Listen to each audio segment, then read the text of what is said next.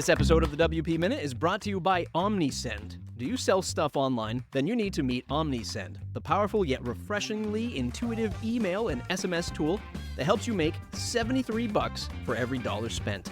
OmniSend is that good and effective. You probably know the struggles of investing in digital ads with no guarantee it'll bring money back into your pocket. Use OmniSend and you won't have to find creative ways to make your audience notice you. You just talk straight to them. Use OmniSend pop-ups to build a contact list, then send campaigns directly to people who already want to hear from you. Automate everything with OmniSend. Just set it up once, sit back, and watch those sales roll in. If this sounds too good to be true, check it out at omnisend.com. Visit omnisend.com. Tell them thanks for sponsoring the WP Minute.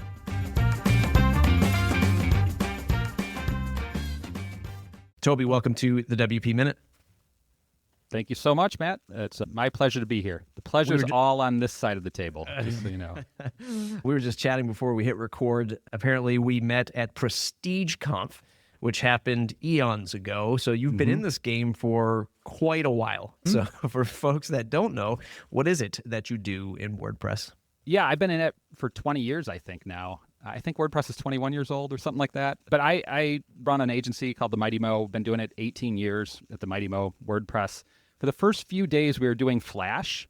And about 1 month into The Mighty Mo, Steve Jobs came out and said, Flash is dead. And so I'm like, okay, Flash is dead. What's next? And so I started doing WordPress right that. I had actually tried Joomla and Drupal on DreamHost's one-click install at that time. And I couldn't figure it out. I was not like a trained coder by any means, but I knew like HTML and FTP and I knew Flash. But WordPress I could get going. And then like, this is what the amazing thing about WordPress was to me, was that like you could go in, edit code in like your template. Once you figured out where the theme was, you could like edit it and see the change, which was like revolutionary, you know, like it was so cool. I'm looking at your LinkedIn profile. So the Mighty Mo, I'm seeing you started out as developer, then went to CTO, then went to president. Yeah. Explain that one to me. There's no explanation. I've owned the company the whole time. I think it's been like my idiot attempt at marketing. Sure. And so I have, there's no good reason for me to be, I'm legally the president of the company, but sometimes I've been afraid, I think, like just owning a business, I'm always afraid of like what, I'm thinking like what, when people talk to somebody, am I better off being the CEO president or am I better off being like, no, just talk to me. I'm a regular marketer guy, like at the company. And I just like that entry point. I'm never sure like what's best, you know? Oftentimes it's best not to even tell anybody what you do in the tech space, because then they start asking you all kinds of questions to see if you can solve their pain points. At least that's what I found. Can you fix my Wi-Fi? Yeah. No, man, I do websites and I'm barely holding on with that. We connected because I recently put out our weekly newsletter, and oftentimes the WP Minute newsletter will have like a little opening salvo, a little personal message, and really starting to get stuck in with AI. And I'm really starting to wonder how this is impacting small business, what I call small business web design agencies. You might have a different label for it. I think there's ultimately two camps.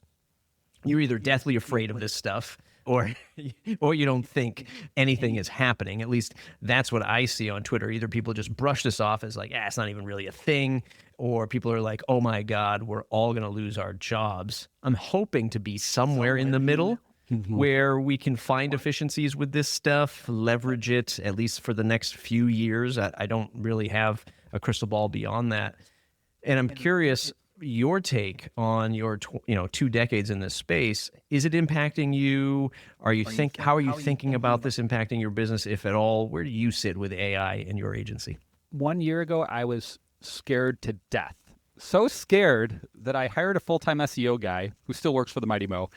But we branched off. We're going to sell marketing services rather than development services, because I was so scared of AI. This was a year or so ago. And we've since sold some SEO. And it's been a neat journey, okay, now we're doing SEO too, cool. But what I've learned, so here's an example. I'm building a project management plugin with AI, with ChatGPT basically, and Copilot. And what I've learned in that is like AI is a decent junior level dev assistant and maybe mid-level. It can help you organize your thoughts and your code, but I'm no longer afraid of it. So it's saved me hundreds of hours so far on this project, but someone without deep WordPress knowledge would have never been able to build this pretty basic plugin that I built with it, and in 100 hours time using AI exclusively. So I'm no longer afraid of it. It's changing the industry though, without a doubt. And I think too, first of all, I think you adapt or die. That's because you've been in this so long. I have so much respect for people like you who've been in the game, any game, for 15 years. You have to adapt, and if you don't adapt, you're gone. And so it's changing. So I deal with small businesses and small nonprofits, and I've done that for 18 years at the Mighty Mo, and we are losing very new businesses to AI and Wix and Squarespace. Without a doubt, we're losing them. They're no longer calling me to build their sites. And when I talk to them and I'm like, yeah, it's going to be like 10 grand. They're like, whoa. I was thinking like 300. And I'm like, well, we're not a great fit probably. And so that's a common conversation with, incoming leads. But the people who still want to hire us, if you picture this, let's say you're a mid-level marketing manager at a small to mid-sized company. So you're an employee and you're going to put your career on the line. You're going to hand your career to someone like me or to AI. The problem with this is if you hand it to me and you pay more, but I'm now if I screw up, I'm at fault, not you. If you hire AI to do it and they screw up, you're at fault as the marketing manager. And so I think there's a very human thing, these mid-level people who work at the employees, part of their game is offshoring risk to others so they can survive in that role and get promoted. And AI is not good for them, because then they're putting their butts on the line. Yeah. Ever since I started podcasting, when I ran my agency, it was to learn how to run an agency and quite literally see, what the market was doing, understand how people were selling sites and, what the landscape looked like. The thing back then, when I started the Matt Report, 15 years ago, it was, what are we going to do about the $500 website? Right? That was a question that I had on repeat on a lot of my podcast episodes because, that was the thing. When I started my agency, people would come to me I got $500. I'm like, $500? What's happening here? What do you expect to do? And, fast forward 20 years later, it's almost the same concern, So it's we've seen this hype cycle come around, right? Small budgets.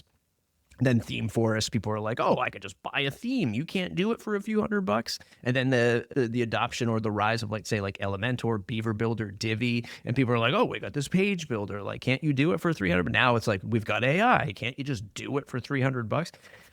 So I'm trying to temper that expectation. Maybe an expectation is the wrong word, but I'm trying to temper this outlook for AI. Okay, let's all just exhale for a second. I think professional services is still a thing.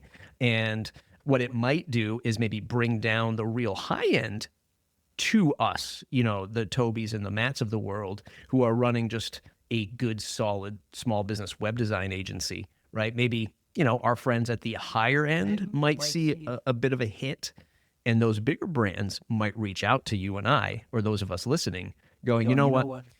We've got a big budget for you, small budget for us. Yeah. Let's work together.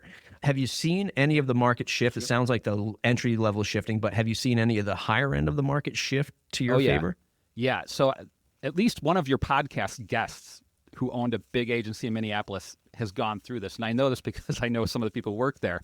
Yeah. And I worked with another agency in town who was getting these high level, I was collaborating on big corporate clients with them. Mm-hmm.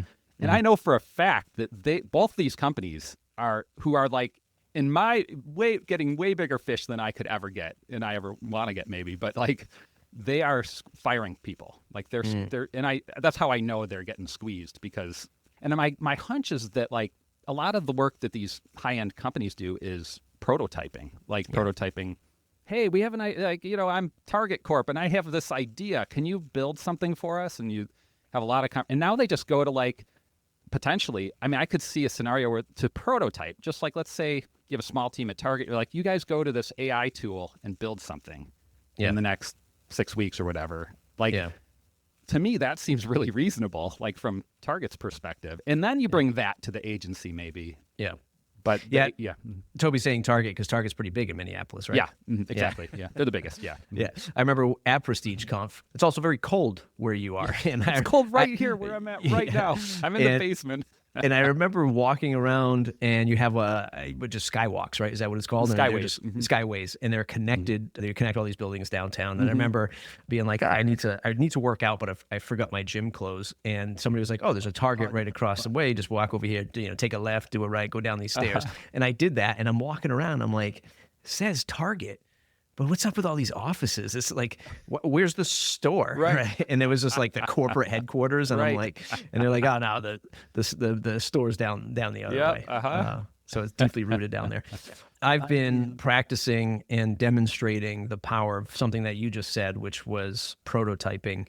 And this is where I see the advantage of AI for WordPress, at least now in the short term, is to build on top of WordPress. So I recently did a video of just building with Bolt, something that connect your traditional headless WordPress, something that folks would have knocked on our doors 10, 15 years ago to say, please build this headless WordPress. The budget's 50 grand or 100 grand. Can you do it? I did it in minutes with Bolt, building a React app and just leveraging the wonderful WordPress REST API. I'm not a developer. I'm just a power user, right? I kind of know the stuff, so I know what to ask for. And I was like, man, this is really powerful. And the positive side of me is looking at WordPress going, there's definitely an advantage here. WordPress is great for publishing. Whether you agree with Gutenberg or not, it's still a great publishing platform. And now with AI, we can build stuff on top of it to extract that data, right? Build those apps we've always wanted to build, but have WordPress as the back end. Do you have any future forward thinking about those opportunities with WordPress that aren't websites, like something else we can do? Well, yeah. I mean, I told you I'm building this project management app for one. But so I've built it with core WordPress functionality. No React, no modules, nothing like that. It's just straight up, API. Not even the WP API. We're talking a plugin and a theme.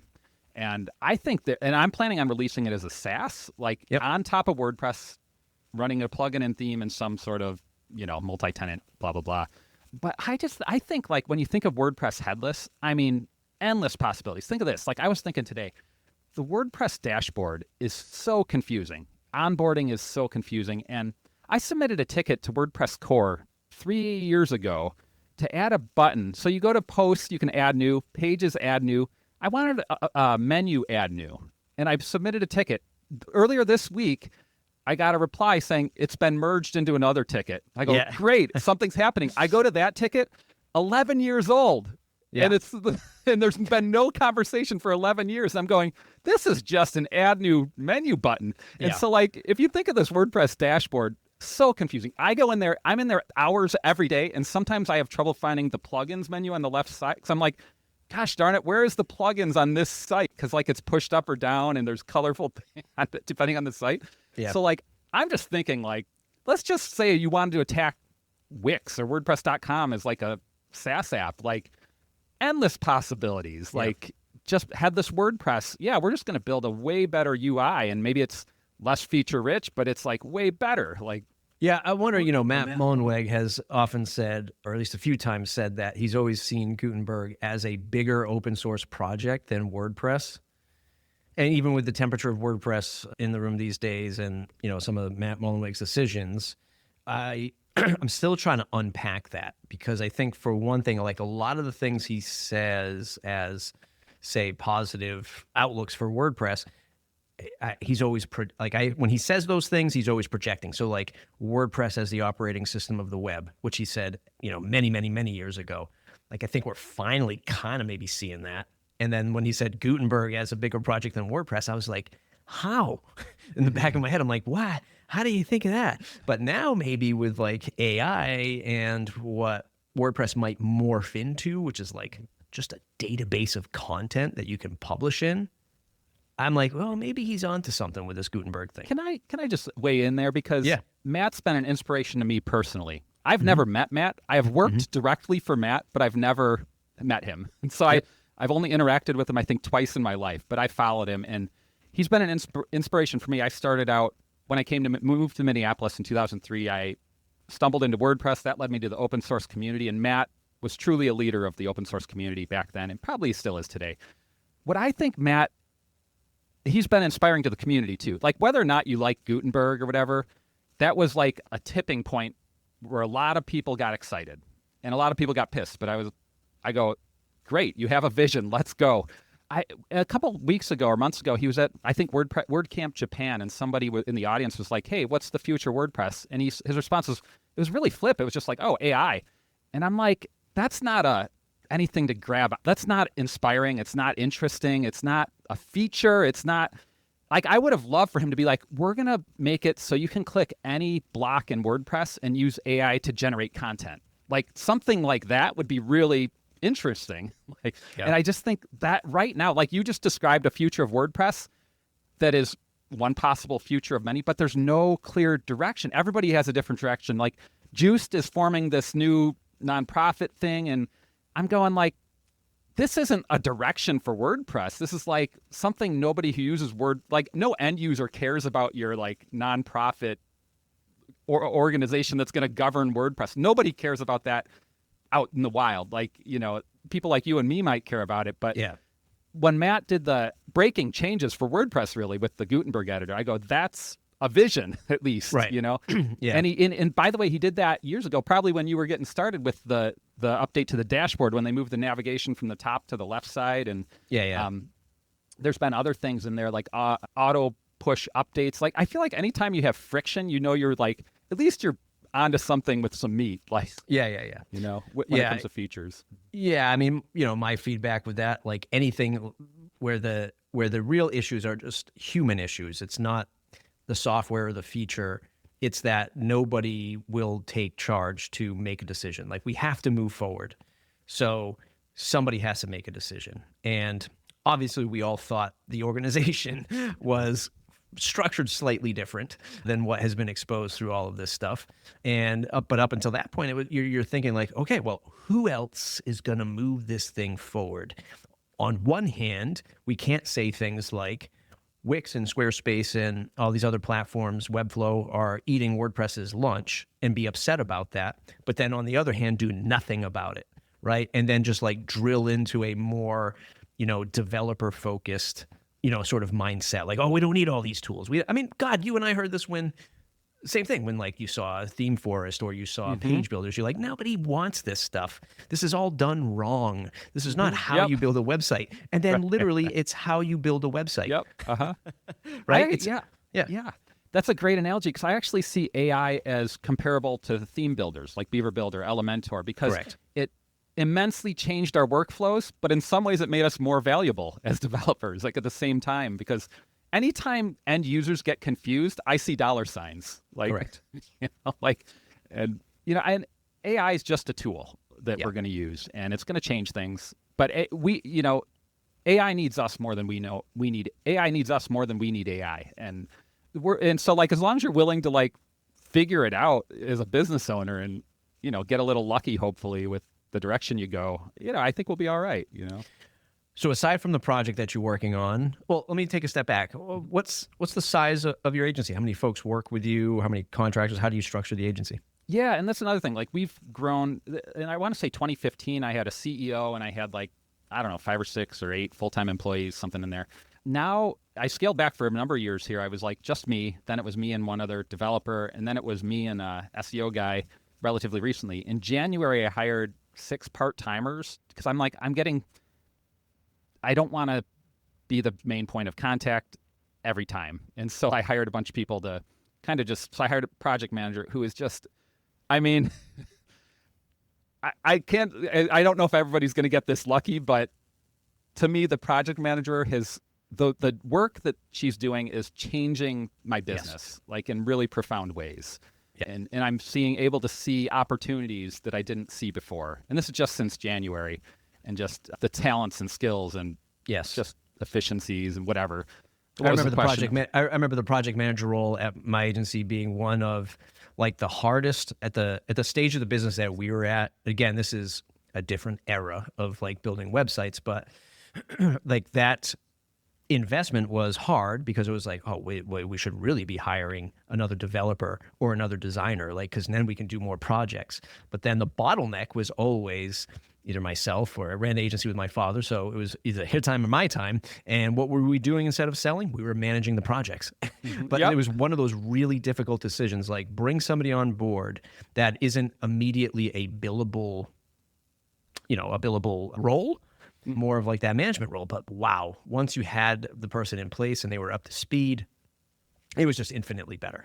Well, let me ask you, because a few podcasts ago, you had reminisced about when you brought on, so project manager is one thing, but it seemed like you said you brought on an account manager. And that's really Yeah. scary for me right now. Like, Yeah. how did that work?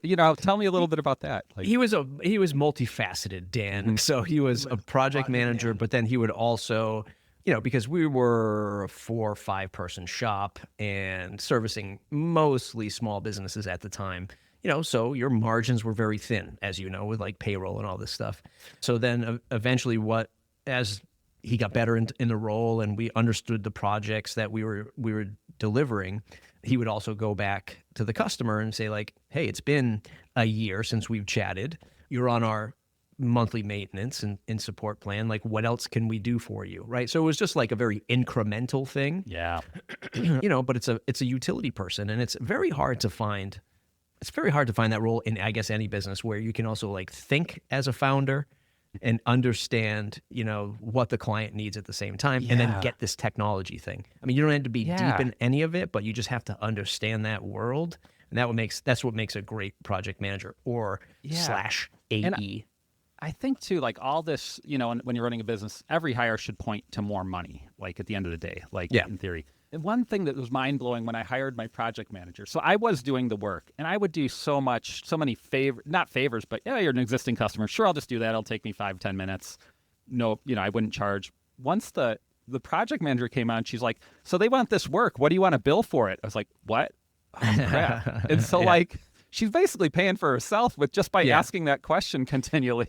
Like, That's something that goes under the radar. And I tell this to a lot of, freelancer friends that have reached out and they're like, hey, just like struggling to get this business. And it's like, well, how many websites have you, launched for clients? And whatever it is, 5, 15, 50, you simply just have to ask, right? Because you ship them and then you think, okay, they're shipped. Now I need to go find a new one. And it's like, well, you don't have to. You could make sure that they're paying you in some consultative fee, whether you're actually maintaining their site or you've got them locked in for a few hours a month to just talk about their sites. You should be having those conversations because the worst thing, not to go on a soapbox rant because this is your interview, but the worst things that can happen to an agency is when that customer, if they're paying you monthly and you're not talking to them and you're not reaching out, that's the worst thing. Because if they're running into an issue and they're not telling you about it, the worst thing is like they start asking somebody else, like, hey, this guy, we've been paying Matt $100 a month, $200 a month, whatever it is.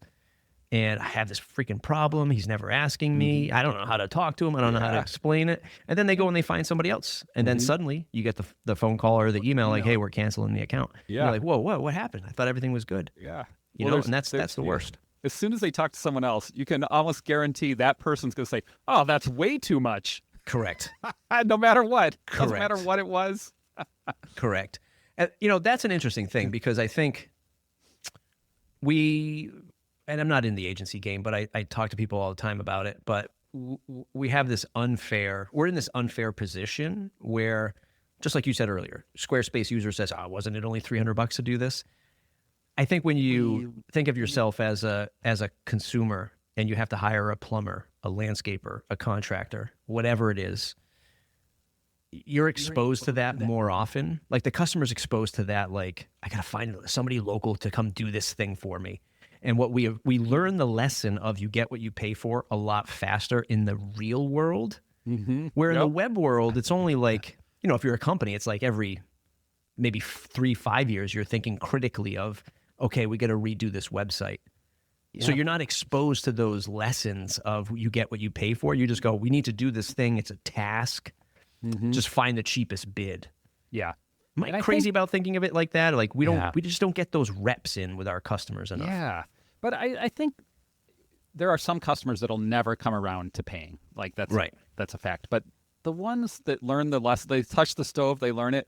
They usually make really good long-term customers, I find. Also, like this is just more examples of how AI will not be helpful and how we'll still continue to exist. A few years back, there's a deodorant company called Lumi Deodorant, and they have ads on TV now and stuff. But like, their operations officer, CMO, came to me, just called out of the blue because I do WordPress, and they were like, local kind of. And so they found me, they called, and like, I started helping them. This is like just an example of like, again, how we're going to have jobs if we can adapt. And like, so I just started, they're like, hey, we need to like import some users. I was like, okay, whatever. They had WooCommerce. And bottom line is like, it ended up being, it turns out they were just like having way too many website sales. Like that was their problem. And the CEO came to me and she's like, should we close the site down? Like, it's just a huge headache and failure. And I'm looking at it like, and she didn't have the purview. I mean, she did business wise, but like, I'm looking at this like, you have no idea how unique your situation is. Like, Yeah. But anyway, bottom line is like, AI would have never, they probably wouldn't right now that they sold for who knows how much to some huge company, now they've been bought and sold a couple of them at least once, but like huge payout for them at the end of the day. But like AI could not have helped them, and I don't think a big agency would have been helpful either. Like it was just so happened that I was small enough with enough of experience. Cause like I came in I want to say it was like for $2,000 a month, I think I can help you for the next 6 months. And I was way off by that, by the way, but like a big agency, $2,000 is not going to get you in the door. Yeah. And Right. so it ended up being, I ended up coming on as CTO after a while and was just like, we need to rethink this whole thing. And we ended up moving to Shopify. But like, I think there's as green pastures as there ever has been in this crazy world. Sure. Another lesson that I find interesting that I think, at least from my experience, interested to hear your experience, but I think a lot of agencies after X amount of years, and this is something that evolves. Like I think in the early days, you're learning this every month, and then it stretches to every 6 months, and then every year, then every other year, and then every 5 years, and maybe every 10 years. But you start to learn like a process of what you can deliver, right? Earlier when we started the show, you said you focus on a lot of small business and nonprofits. I love the nonprofit vertical because even that is huge. Like nonprofits for who? Like what are they serving? Like is it donations? Like what's it look like? So I'm curious if you can paint the picture of what your process looks like when you're selling to a customer. Is it A, B, and C? Pick this Mrs. or Mr. Customer, like pick one of these choices. Do you have a wheelhouse where you say, hey, we're really good at nonprofit donation websites, but if you wanted us to build a membership site, we don't do that. Like that's not in our wheelhouse. How do you like refine and fine tune your machine at the agency? Machine is way overstating what it is. It's really me taking. So I always try to get on the phone with people first of all. It starts with an email. Usually our main marketing channel is SEO. And it has been forever. And so we get all our leads from SEO pretty much.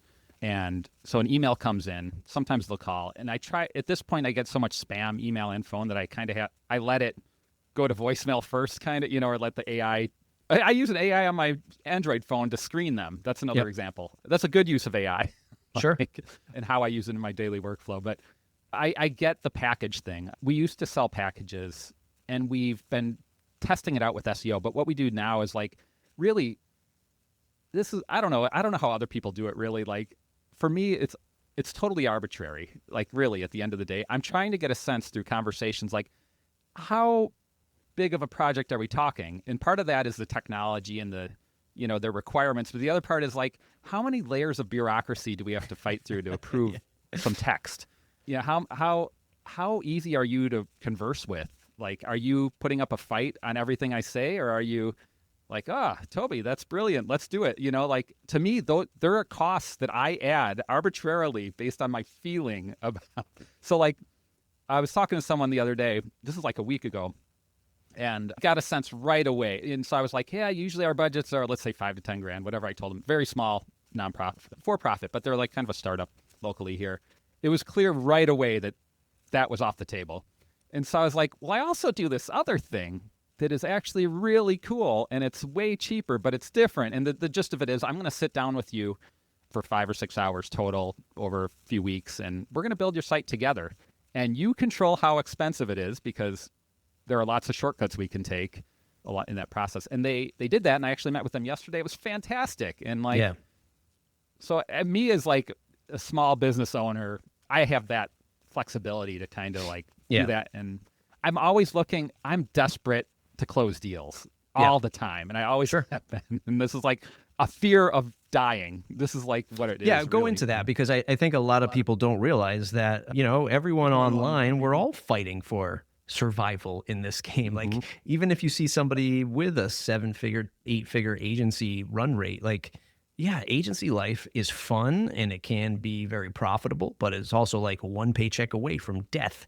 So explain what that means to you. I mean, I don't know if this was like my upbringing. I grew up poor or whatever, but like we all kind of grew up poor. If you talk to people, we all grew up poor. Yeah.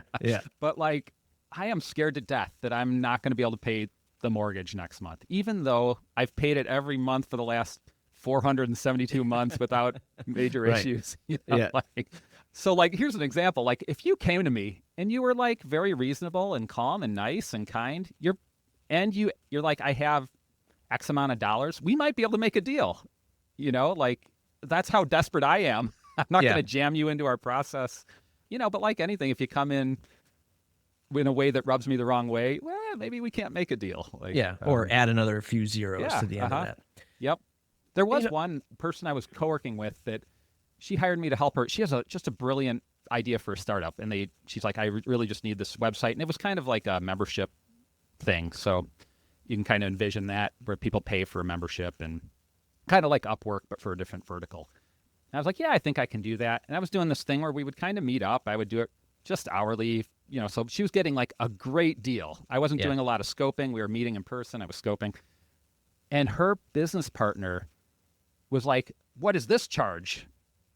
And so after that, her costs skyrocketed. Right. I was like, okay, I can't meet with you anymore. We're going to need to scope stuff out. We're going to. Yeah. And I ended up making more money, did less work. I made more money for less work in that scenario. Yeah.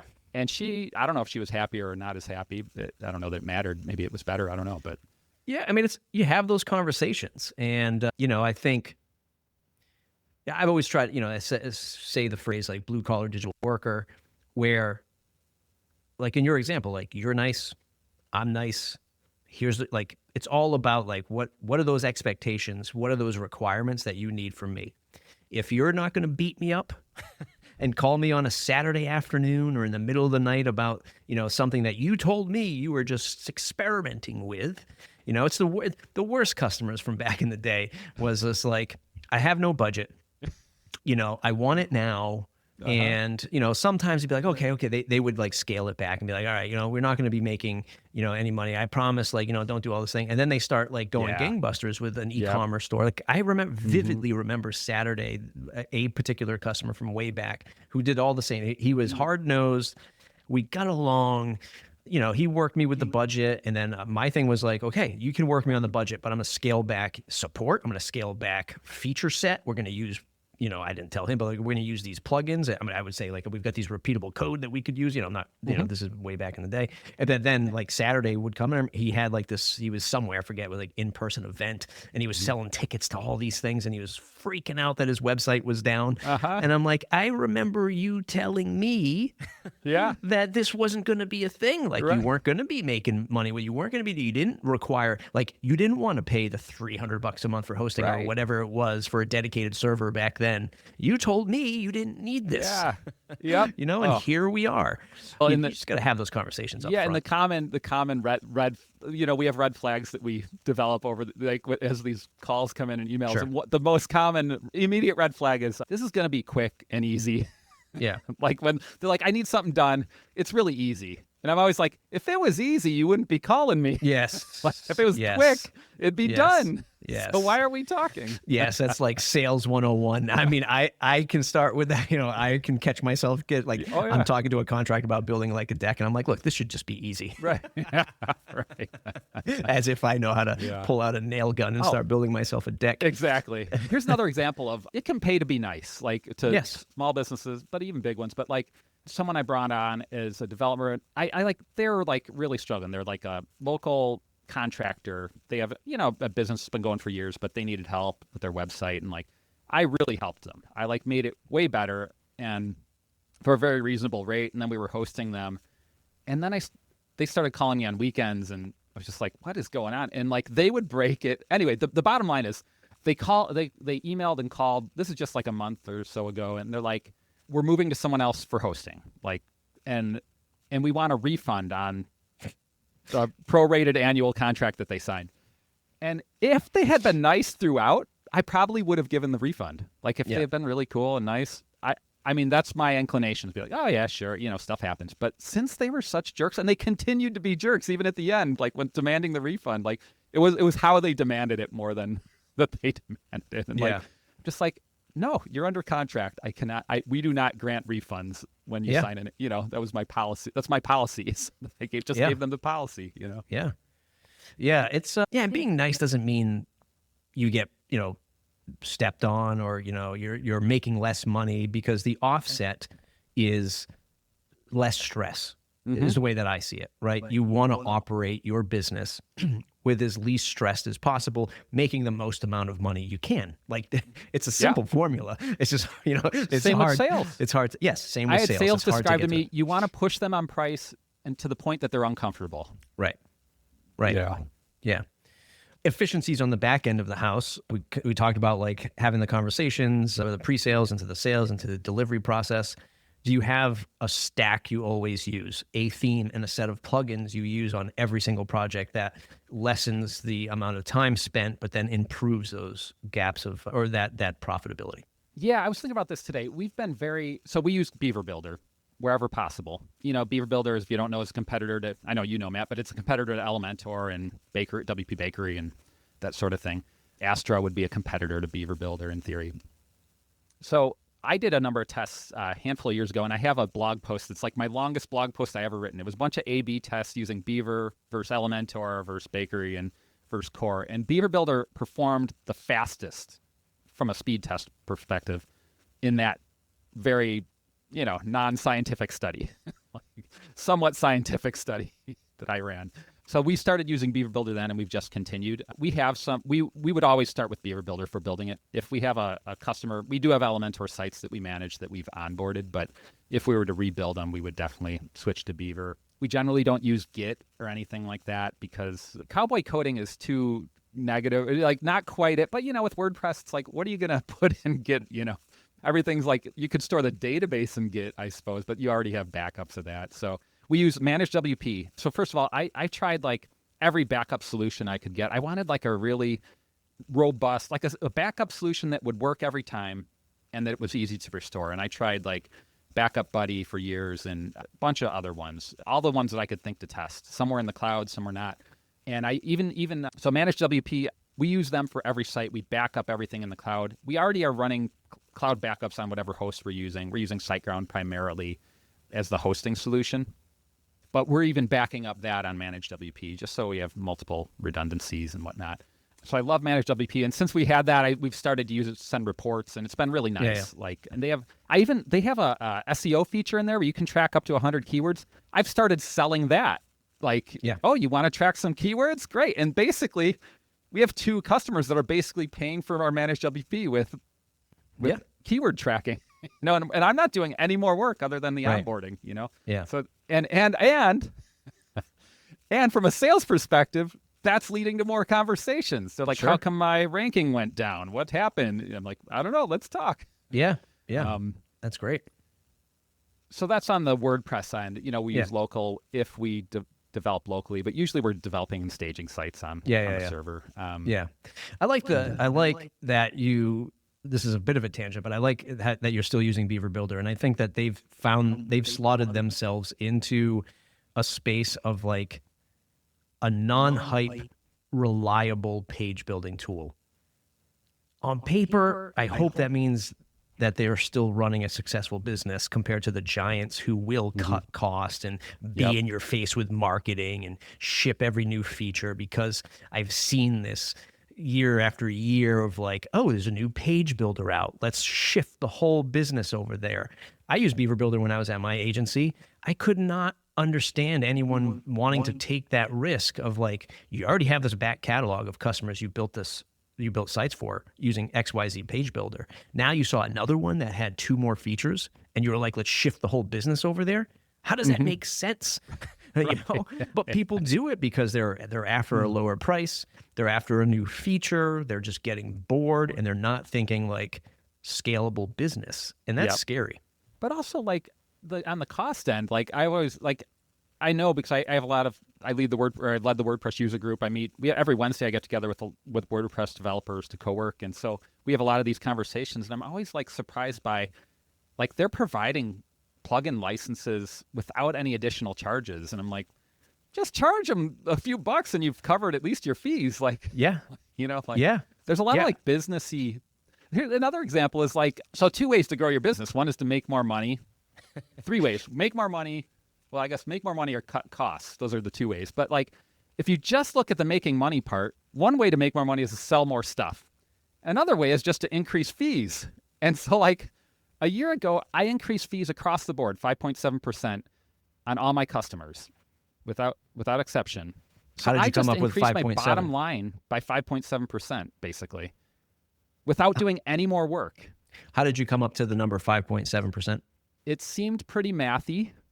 Like it seemed like if someone pressed me, I could explain it with some bit of math. Yeah, but there was like probably like a bigger, like here's the flat fee number I'm trying to achieve, and 5.7 across all my customers gets me to that number. No, not really. Okay. I was really just, I wanted to increase costs because our costs are increasing, and like we never increased cost in 18 years, 17 years or whatever. This was a question I was going to have for you, so this is great.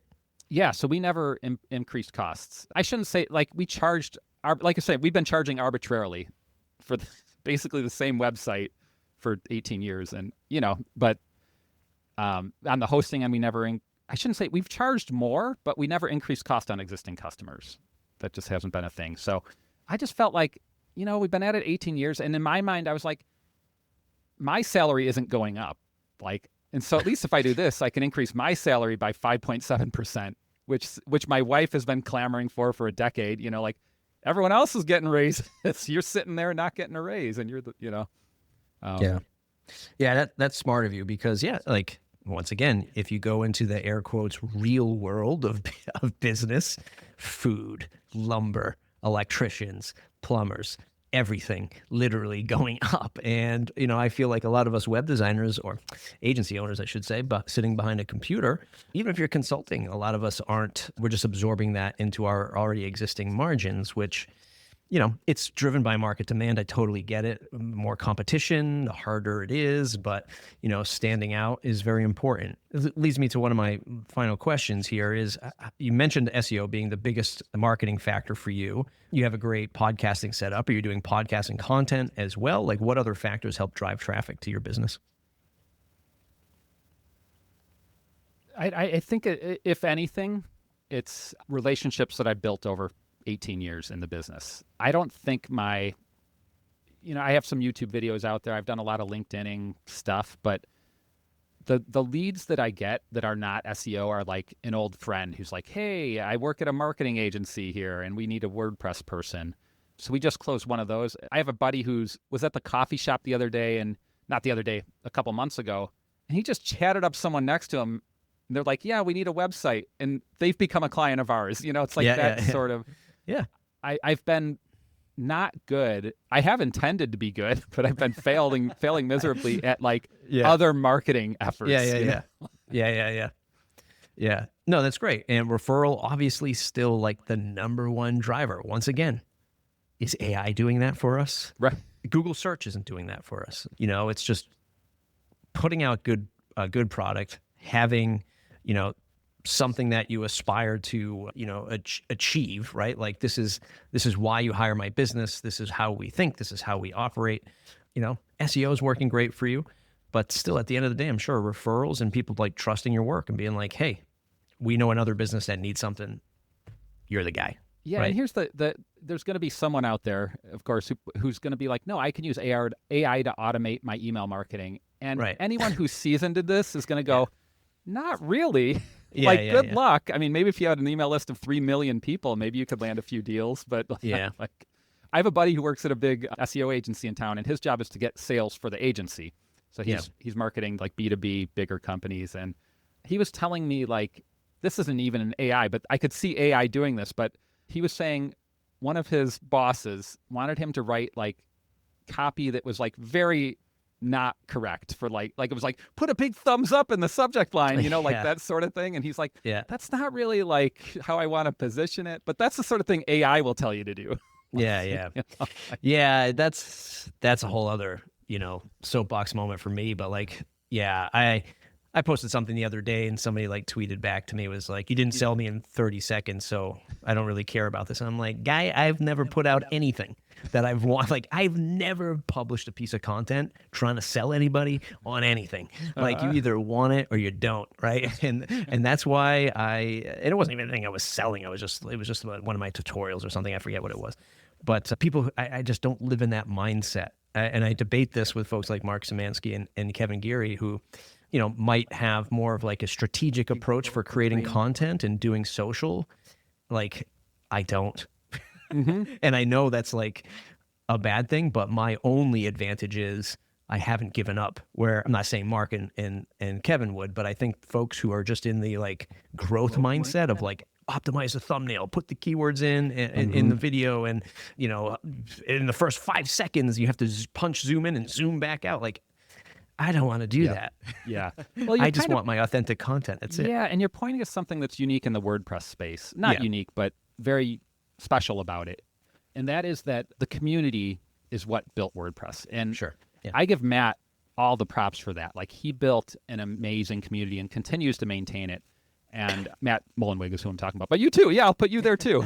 So honestly, you're like one of the pillars of the community. Like, the people who really like gather people together to think about WordPress deeply. And one of the things that right now that our community is going through is, this recent stuff between Automatic and WP Engine.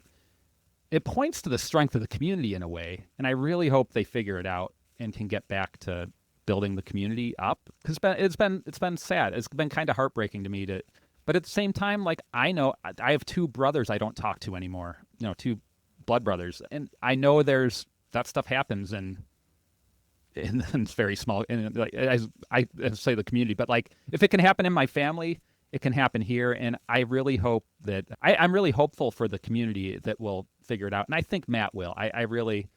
It's interesting because a lot of my peers here in Minneapolis that I talk to they've lost faith in the WordPress community, and I haven't. There's work to be done, and I'm going to do my little part to do what I can do, and you've been continuing to do that too. And, without blame and without expectation, I just kind of, I'm going to, we're still here. Yeah. TheMightyMo.com. He's Toby. You can find him, once again, TheMightyMo.com. Toby, where else do you want folks to go to say thanks? You can hit me up on LinkedIn, send me a message. Be happy to converse there. And email's great too. So. Thanks for listening to the WP Minute. This episode is brought to you by our amazing pillar sponsors, Pressable, OmniSend, Bluehost, and Kinsta. Without their support and the support from our WP Minute Slack members, this content wouldn't be possible. Thanks to our Foundation Plus sponsors, Hostinger, Big Scoots, ThemeIsle, Optimal, PatchStack, Weglot, Personalized WP, Deploy HQ, and WP World. Their recognition to help support independent WordPress media keeps the lights on. Want to support the WP Minute through sponsorship or joining our members-only Slack? Visit WPMinute.com/support.